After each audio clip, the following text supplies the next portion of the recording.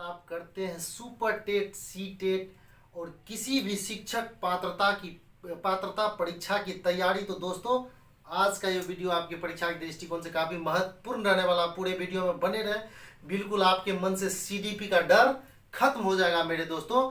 तो वीडियो को करते हैं शुरू।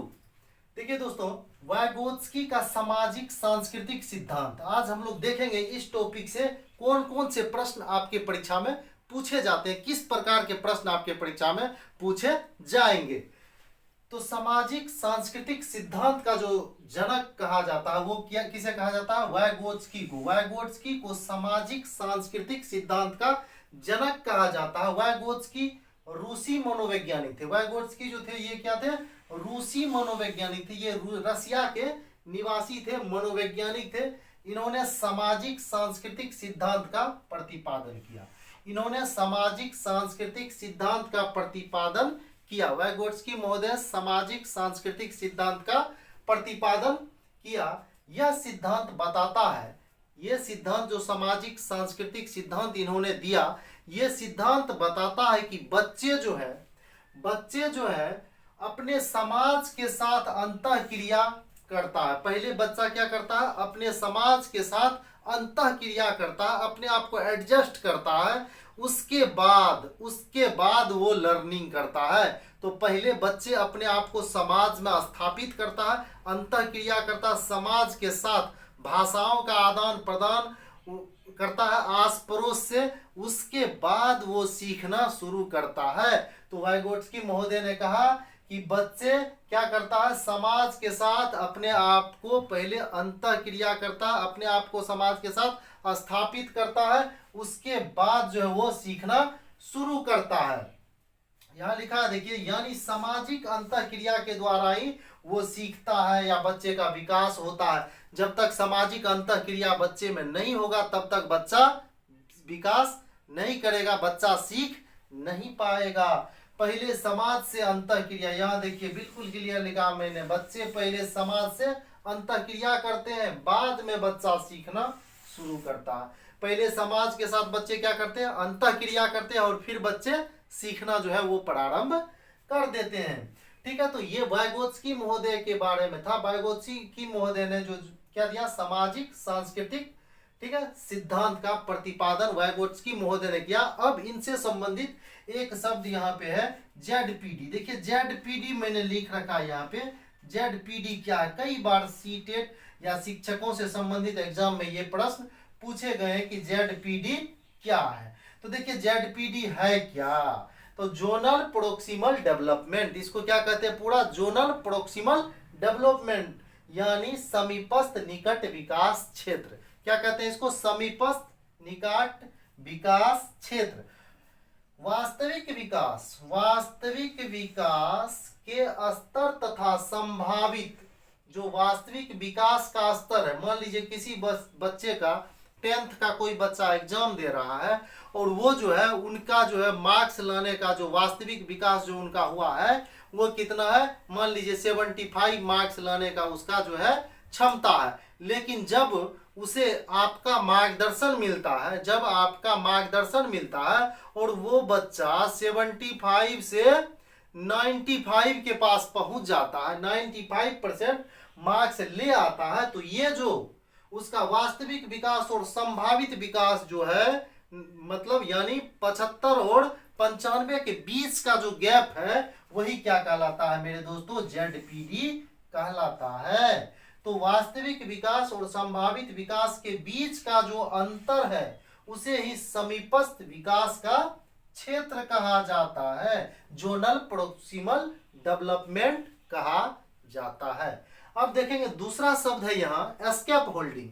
एस्केप होल्डिंग ये भी सीटेट के परीक्षा में कई बार पूछे गए हैं। एस्केप होल्डिंग क्या है? तो एस्केप होल्डिंग को हिंदी में पार या ढांचा कहते हैं। एस्केप होल्डिंग को हिंदी में क्या कहते हैं? पार या ढांचा कहते हैं। दोस्तों ये एस्केप होल्डिंग वो है जो आपने भी कभी ना कभी लिया होगा। जब आप बचपन में साइकिल चलाना सीख रहे होंगे तो क्या करते हैं? आपके बुजुर्ग, आपके बड़े भाई, दादा, पापा, मामा जो भी है वो क्या करते हैं? कुछ दूर तक आपको पकड़ कर साइकिल को बैलेंस करना सिखाते हैं। कुछ दूर तक पकड़ कर साइकिल को बैलेंस करना सिखाते हैं। फिर जब थोड़ी देर के बाद वो क्या करते हैं, छोड़ देते हैं तो फिर आप अपने आप साइकिल चलाना सीख जाते हैं। तो ये जो टेम्पोररी हेल्प है, ठीक है, काल्पनिक क्षणिक मदद आपका किया गया आपके भाई के द्वारा, यही क्या है, एस्केप होल्डिंग है। यही क्या है मेरे दोस्तों, एस्केप होल्डिंग है। हिंदी में इसी को ही क्या कहते हैं, पाड़ या ढांचा। जो आपको क्या टेम्पोररी हेल्प, टेम्पोररी मदद किया जाता है, उसे ही पाड़ या ढांचा कहा जाता है। अब देखिए भाषा के ऊपर भी इन्होंने कुछ विचार दिए थे। भाषा के वैसे भाषाई विकास का सिद्धांत का प्रतिपादन किसने किया था, नोम चोम्स्की महोदय ने किया था, लेकिन इन्होंने भी भाषा के ऊपर अपने कुछ विचार दिए थे। वो क्या थे इनके, भाषा के ऊपर विचार क्या था इनका, उनके ऊपर हम लोग अभी इधर चर्चा करते हैं। भाषा और चिंतन, इन्होंने कहा कि भाषा और चिंतन जो है वो शुरू में क्या होता है, अलग होते हैं। शुरू के समय में भाषा और चिंतन अलग होते हैं और बाद में दोनों क्या हो जाता है, एक ही हो जाता है। भाषा और चिंतन कई बार पूछे गए, ध्यान देंगे। वाइगोट्स्की महोदय ने कहा कि भाषा और चिंतन, जो आपका भाषा है, बोलने का लैंग्वेज है, वो और जो आप सोचते हैं वो शुरू में अलग अलग होता है, लेकिन बाद में दोनों क्या होता है, एक ही हो जाता है। तो भाषा और चिंतन शुरू में अलग लेकिन बाद में एक हो जाता है। किसने कहा था, तो किसने कहा था, वाइगोट्स्की महोदय ने कहा था। वाइगोट्स्की ने कहा पहले भाषा आती है। वाइगोट्स्की ने क्या कहा, देखिए यहाँ पहले भाषा आती है। बच्चा जो पहले अपने परिवार से भाषा सीखता है, बाद में वो अपना उस पर विचार जाहिर करता है। बच्चा पहले भाषा सीखता है, फिर उसके अंदर विचार आता है। तो इन्होंने क्या कहा, पहले भाषा आती है बच्चे में, बाद में उनका विचार आता है। भाषा संज्ञानात्मक विकास को सुगम बनाती है। इन्होंने कहा भाषा जो है संज्ञानात्मक विकास को सुगम बनाती है। अगर पूछ दिया जाए कि संज्ञानात्मक विकास को सुगम बनाने का काम भाषा करती है, किसने कहा है, तो किसने कहा है, वाइगोट्स्की महोदय ने कहा है। अब देखिए निजी भाषण क्या है, एक शब्द मैंने यहाँ लिख के रखा, निजी भाषण या आंतरिक भाषण।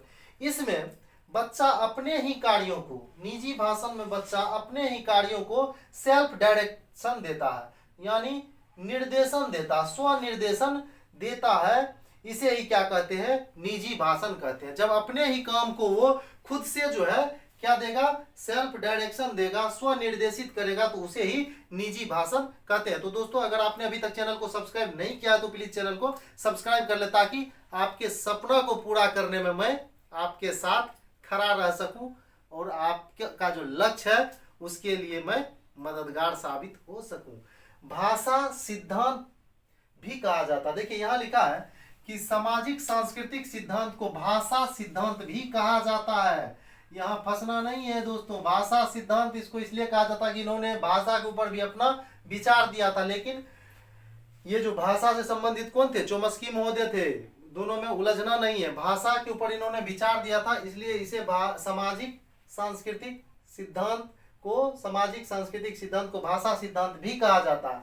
अब देखिए ये जो सीखता है, बच्चा जो सीखता है, अंतः क्रिया करता है, परिवार के साथ करता है, समाज के साथ करता है, विद्यालय में जाकर करता है और अपने मित्र मंडली में करता है। तो बच्चे को सीखने में परिवार मदद करता है, उसका समाज मदद करता है, उसका विद्यालय मदद करता है, उसका जो मित्र मंडली होता है वो मदद करता है। इन सारे चीजों से बच्चा क्या करता है, अपना विकास खुद से करता है। किसने कहा था, वाइगोट्स्की महोदय ने कहा था। तो दोस्तों इस टॉपिक से जितने भी प्रश्न बनते हैं मैं उतना ही पढ़ाया हूं जितना कि आपके परीक्षा के दृष्टिकोण से इंपॉर्टेंट है। तो इस टॉपिक से जितने भी प्रश्न बनते हैं, पूछे जाने वाले प्रश्न हैं, वो सारे मैंने आपको बता दिया है। अगर आपको एक बार में वीडियो ना समझ में आए तो दूसरे बार भी देखें। अगर कोई चीज समझने में परेशानी हो तो कमेंट बॉक्स में लिखें, उसे मैं और बेहतर तरीके से समझाऊंगा, ताकि आपका जो लक्ष्य है शिक्षक बनने का, उस लक्ष्य को प्राप्त करने में आप कामयाब हो सके। और आपके साथ मैं हमेशा खड़ा रहने वाला हूं दोस्तों। तो बिल्कुल ही सीडीपी को आसान तरीके से मैं आपको पढ़ाऊंगा और जितने भी विषय super TET, C TET, B TET, UP TET के हैं, सारे विषयों की तैयारी हमारे चैनल के माध्यम से करवाई जाएगी। तो दोस्तों वीडियो देखने के लिए बहुत बहुत धन्यवाद। इसी तरह से तैयारी में लगे रहें और अपने लक्ष्य की प्राप्ति जल्द से जल्द